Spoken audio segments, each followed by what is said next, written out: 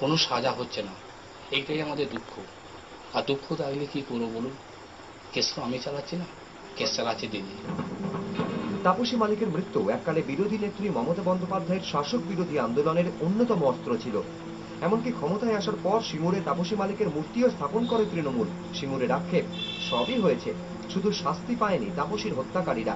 একদা সিঙ্গুরে তৃণমূলের জমি তৈরি করতে দিন রাত এক করে দিয়েছিলেন তাপসীর বাবা। তার আক্ষেপ, আজ প্রয়োজন ফুরিয়েছে, তাই আর প্রচারে ডাকেননি বেচারাম মান্না।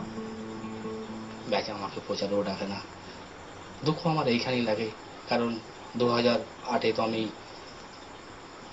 পঞ্চায়েত ইলেকশনে আমি খেতে পারিনি। আজ আমাকে বেচা ডাকলো না, কোনো প্রচারে আমাকে ডাকলো না, দুঃখ এইটাই। যদিও হরিপালে তৃণমূল বিধায়ক বেচারাম মান্নার পাল্টা দাবি, তাপসী মালিকের বাবা নিজেই প্রচারে আসেননি। কামদুনি পেরেছে, কিন্তু সিঙ্গুর পারবে কি? আদৌ কি কোনোদিন শাস্তি পাবে তাপসীর অপরাধীরা? জবাব চাইছেন শোকার্ত এক বাবা। অর্ণব মুখোপাধ্যায় ও মহিউদ্দিন মল্লিক, এবিপি আনন্দ, সিঙ্গুর।